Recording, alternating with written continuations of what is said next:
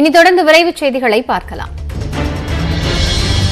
விசாரணை என்ற பெயரில் அமலாக்கத்துறை அலுவலகத்தில் அமர வைப்பதன் மூலம் தனது நடத்தையில் மாற்றத்தை கொண்டுவர முடியாது என்று காங்கிரஸ் எம்பி ராகுல் காந்தி பிரதமர் நரேந்திர மோடியை கடுமையாக விமர்சித்துள்ளார். கேரள மாநிலம் வயநாட்டில் நடைபெற்ற காங்கிரஸ் பொதுக்கூட்டத்தில் பங்கேற்று பேசிய அவர், வன்முறை மற்றும் அச்சுறுத்தல்கள் மூலமாக நடத்தையை மாற்ற முடியாத நபர்கள் பலர் இருப்பதாக தெரிவித்தார். விசாரணை என்ற பெயரில் அமலாக்கத்துறை அலுவலகத்தில் 5 நாட்கள் அமர வைத்தால் தனது நடத்தை மாறிவிடும் என்று பிரதமர் மோடி நினைப்பதாக சாடிய ராகுல், தனது அலுவலகத்தை சூறையாடுவதன் மூலம் தனது நடத்தை மாறிவிடும் என்று மார்க்சிஸ்ட் கம்யூனிஸ்ட் கட்சியினர் நினைப்பதாகவும் விமர்சித்தார். முகமது நபிகள் குறித்த சர்ச்சை கருத்து தெரிவித்த வழக்கில் நுபுர் சர்மாவிற்கு Kolkata police look out notice அனுப்பியுள்ளது. பாஜக முன்னாள் தேசிய செய்தி தொடர்பாளரான நுபுர் சர்மாவிற்கு எதிராக நாட்டின் பல்வேறு பகுதிகளில் வழக்கு பதிவு செய்யப்பட்டுள்ளது. இதன் ஒரு பகுதியாக வடக்கு கொல்கத்தா காவல் நிலையத்தில் அளிக்கப்பட்ட புகாரின் அடிப்படையில் வழக்கு பதியப்பட்டது. இதையடுத்து ஜூன் 25ஆம் தேதி கொல்கத்தா போலீசார் சம்மன் அனுப்பினர். ஆனால் நுபுர் சர்மா ஆஜராகாததுடன் எந்தவொரு பதிலும் அளிக்காமல் இருந்து வந்தார். மேலும் அவரை பல இடங்களில் தேடிச் சென்றும் கண்டுபிடிக்க முடியவில்லை என்று கூறியுள்ளனர். இந்நிலையில் நுபுர் சர்மாவை தேடப்படும் குற்றவாளியாக கொல்கத்தா போலீசார் அறிவித்துள்ளனர். ஆல்ட் நியூஸ் நிறுவனத்தின் இணை நிறுவனர் முகமது ஜுபைரின் ஜாமீன் மனுவை டெல்லி நீதிமன்றம் நிராகரித்துள்ளது. ஆட்சேபத்திற்குரிய வகையில் டுவிட்டரில் பதிவிட்டதாக ஜுபரை கடந்த திங்களன்று போலீசார் கைது செய்தனர். ஜுபைரின் ட்வீட் குறித்து டுவிட்டர் மூலம் புகார் தெரிவித்த ஒருவர் சம்பந்தப்பட்ட ட்வீட் இந்து கடவுளை அவமதிப்பதாக தெரிவித்திருந்தார். இதையடுத்து அவரை கைது செய்த போலீசார் 153A மற்றும் 295 ஆகிய பிரிவுகளின் கீழ் வழக்கு பதிவு செய்தனர். இந்த வழக்குகளில் ஜாமீன் கேட்டு ஜூபர் தாக்கல் செய்த மனுவை நிராகரித்த நீதிமன்றம் 14 நாட்கள் நீதிமன்ற காவலில் வைக்க உத்தரவிட்டது. கர்நாடக மாநிலத்தில் காவித்துண்டு அணிந்தவர்கள் தன்னை தாக்கியதாக இஸ்லாமிய சிறுவன் நாடகமாடியுள்ளது அம்பலமாகி இருக்கிறது. மங்களூரு மாவட்டம் கிருஷ்ணாபுரா பகுதியில் 6ஆம் வகுப்பு படிக்கும் மாணவர் சயான் கடந்த 27ஆம் தேதி அங்குள்ள அரபு பள்ளியில் இருந்து இரவு வீடு திரும்பினார். அப்போது காவித்துண்டு அணிந்து நெற்றியில் திலகமிட்டிருந்த நபர்கள் தன்னை தடுத்து நிறுத்தி சட்டையை கிழித்ததாக குற்றம் சாட்டினார். இது பெரும் சர்ச்சையை ஏற்படுத்திய நிலையில் அப்பகுதியில் உள்ள சிசிடிவிகளை போலீசார் ஆய்வு செய்தபோது அப்படி ஒரு சம்பவம் நடைபெறவில்லை என்பது தெரியவந்துள்ளது. இதையடுத்து மாணவர் சயானிடம் விசாரித்த போது தன்னுடன் யாரும் பழகுவதில்லை என்று கூறினார். அதனால் பிறரின் கவனத்தை ஈர்க்கும் நோக்கில் பேனாவால் தானே சட்டையை கிழித்துக் கொண்டு நாடகமாடியதை ஒப்புக்கொண்டதாக மங்களூரு காவல் ஆணையர் தெரிவித்துள்ளார். நடுவானில் பறந்த ஸ்பைஸ் ஜெட் விமானத்திலிருந்து திடீரென புகை வந்ததால் பயணிகள் கடும் அதிர்ச்சிக்குள்ளாகினர். இன்று காலை டெல்லி விமான நிலையத்திலிருந்து ஸ்பைஸ் ஜெட் விமானம் ஒன்று ஜபல்பூருக்கு புறப்பட்டது. வானில் 5000 அடி உயரத்தில் பறந்து கொண்டிருந்த போது எதிர்பாராத விதமாக விமானத்தின் உள்பகுதி கேபினில் புகை வெளிவந்தது. இதனை கண்டு பயணிகள் மற்றும் விமான பணியாளர்கள் அதிர்ச்சி அடைந்தனர். சிலர் இருமல் மற்றும் கண் எரிச்சலால் அவதியடைந்தனர். உடனடியாக டெல்லி விமான நிலையத்திற்கு தகவல் தெரிவிக்கப்பட்டு அந்த விமானம் மீண்டும் பாதுகாப்பாக தரையிறக்கப்பட்டது. இந்த சம்பவம் குறித்து விசாரணை நடைபெற்று வருகிறது.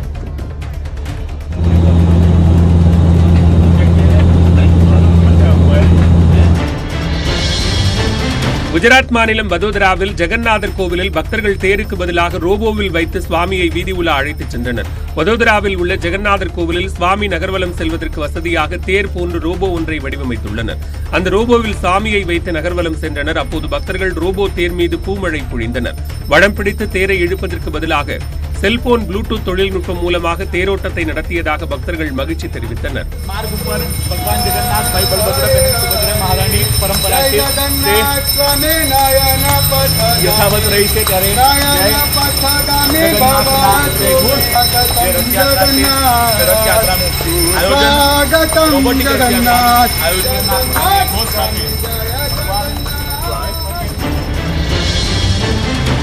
அதிமுக பொதுக்குழு கூட்டத்திற்கு அனுமதி வழங்கக்கூடாது என ஆவடி காவல் ஆணையரகத்தில் புகார் அளிக்கப்பட்டுள்ளது. சமூக ஆர்வலர் தேவேந்திரன் என்பவர் அளித்துள்ள புகார் மனுவில் சென்னை வானகரத்தில் கடந்த முறை நடைபெற்ற அதிமுக பொதுக்குழு கூட்டத்தின் போது நீதிமன்ற உத்தரவை மீறி சாலைகளின் இருபுறங்களிலும் பேனர்கள் வைக்கப்பட்டதாகவும் ஒரே நேரத்தில் அதிக அளவில் நிர்வாகிகள் ஒன்று சேர்ந்ததால் அப்பகுதியில் கடும் போக்குவரத்து நெரிசல் ஏற்பட்டதாகவும் குறிப்பிடப்பட்டுள்ளது. அதிமுகவினர் இரு பிரிவுகளாக பிரிந்துள்ளதால் சட்டம் ஒழுங்கு பிரச்சினை ஏற்பட வாய்ப்பு இருப்பதால் பொதுமக்கள் நலன் கருதி பொதுக்குழு கூட்டத்திற்கு அனுமதி வழங்கக்கூடாது என வலியுறுத்தப்பட்டுள்ளது.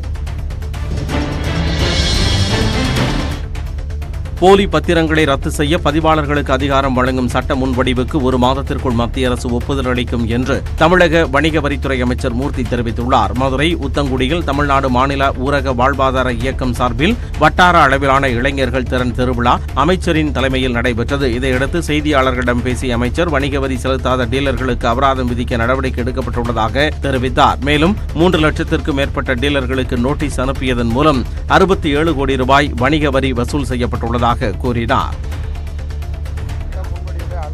முடிந்து இப்போது உள்துறை அமைச்சருக்கு உள்துறை அமைச்சருக்கு செல்ல இருக்கிறது. இன்னும் 1 மாத காலத்தில் அந்த சட்டம் நிச்சயமாக அங்கே பாஸ் ஆகும் என்ற எதிர்பார்ப்போடு இருக்கிறோம். திருநெல்வேலி நெல்லையப்பர் கோயில் யானைக்கு பக்தர்கள் சார்பில் 12,000 ரூபாய் மதிப்புள்ள புதிய காலணிகள் நன்கொடையாக வழங்கப்பட்டுள்ளன. நெல்லையப்பர் சுவாமி கோவிலில் ஆணி திருவிழா நாளை கொடியேற்றத்துடன் தொடங்க உள்ளது. அதனைத் தொடர்ந்து தினமும் சுவாமி ரத வீதி உலா நடைபெறும் போது அங்குள்ள யானை காந்திமதியும் முன் செல்லும். அப்படி வீதி உலா செல்லும் போது சாலையில் உள்ள கற்கள் குத்தி யானையின் கால்கள் பாதிக்கப்படாமல் இருக்க பிரத்யேகமாக செய்யப்பட்ட 2 ஜோடி காலணிகள் நன்கொடையாக வழங்கப்பட்டுள்ளன. ராஜஸ்தான் மாநிலத்தில் தலை துண்டித்து தையல் கலைஞர் கொல்லப்பட்டது தொடர்பாக கைது செய்யப்பட்ட 4 பேரை பொதுமக்கள் தாக்கியதால் பரபரப்பு ஏற்பட்டது. முகமது நபி குறித்து சர்ச்சை கருத்து தெரிவித்ததால் பாஜகவில் இருந்து சஸ்பெண்ட் செய்யப்பட்ட நுபுர் சர்மாவுக்கு ஆதரவாக பேஸ்புக்கில் கருத்து பதிவிட்ட தையல் கலைஞர் கண்ணையாலாலின் தலையை வெட்டி கொன்றது தொடர்பாக முகமது ரியாஸ் அட்டாரி மற்றும் கவுஸ் முகமது கைது செய்யப்பட்டனர். அவர்களுக்கு உதவியதாக மேலும் 2 கைது செய்யப்பட்டனர். இந்நிலையில் கைது செய்யப்பட்ட 4வரையும் ஜெய்ப்பூரில் உள்ள நீதிமன்றத்தில் NIA அதிகாரிகள் ஆஜர்படுத்தினர். அவர்களை வெளியே அழைத்து வந்தபோது அங்கிருந்த பொதுமக்கள் கடுமையாக தாக்கினர். பின்னர் அவர்களை போலீசார் மீட்டு பாதுகாப்பாக வேனில் ஏற்றினர். ஜார்க்கண்ட் மாநிலம் கிரித் பகுதியில் குரங்கு ஒன்று மனிதர்களைப் போலவே வாகனங்களில் லிப்ட் கேட்டு பயணித்து வருகிறது. தனக்கு பிடித்த வாகனங்களை மடக்கும் இந்த சாமர்த்தியமான குரங்கு தனக்கு பிடித்த இடத்தில் அமர்ந்து வாகனத்தில் பயணிக்கிறது. யாரையும் அச்சுறுத்தாமல் தொடர்ந்து ஜாலியாக உலா வரும் குரங்கு 2 சக்கர வாகனம் பிடிக்காவிட்டால் ஆட்டோவில் ஓட்டுநரின் அருகில் அமர்ந்து பயணித்து வருகிறது.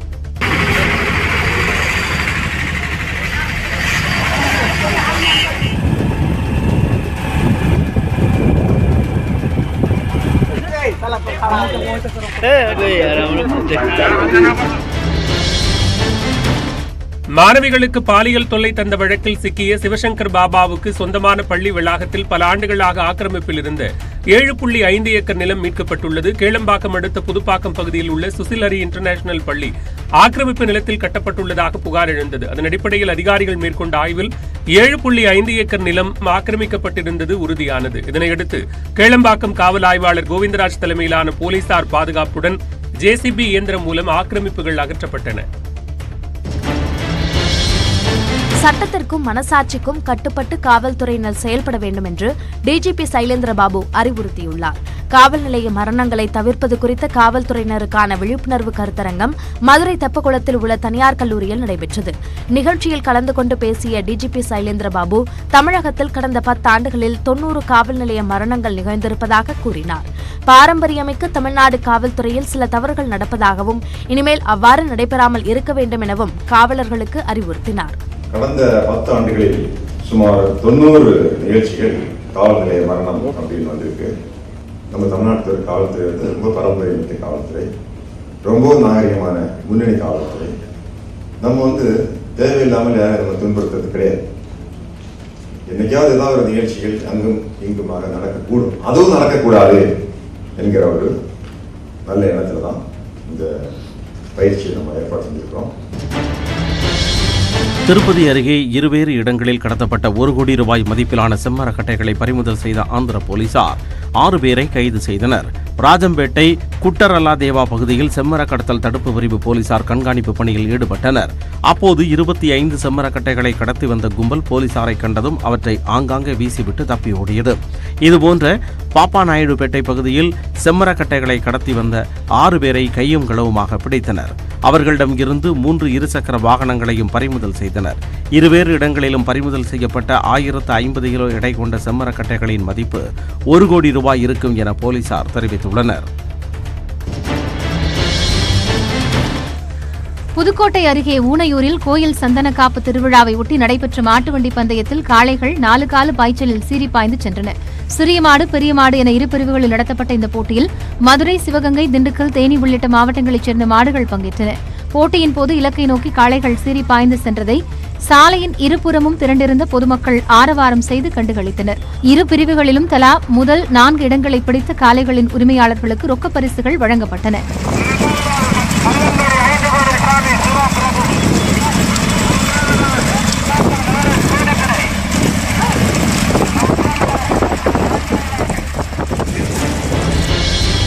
சீனாவின் ஜியாங்சு மாகாணத்தில் வீசிய சூறைக்காற்றில் இரும்பு கூரைகள் காற்றில் பறந்தன.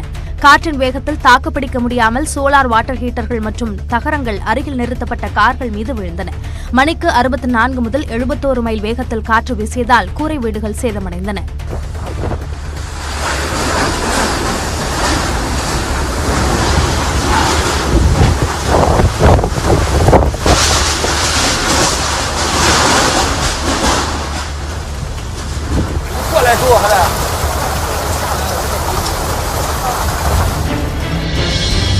லிபியாவில் தற்போதைய அரசை கலைத்துவிட்டு தேர்தல் நடத்த கோரி போராட்டம் நடத்தியவர்கள் நாடாளுமன்ற கட்டிடத்திற்கு தீ வைத்தனர். நாடாளுமன்ற கட்டிடத்திற்கு வெளியே ஆயிரக்கணக்கானோர் திரண்டதால் அவர்களை கட்டுப்படுத்த முடியாமல் போலீசார் திணறினர். அப்போது அங்கிருந்த பொருட்களுக்கு போராட்டக்காரர்கள் தீ வைத்ததால் அந்த இடமே போர்க்களம் போல காட்சியளித்தது.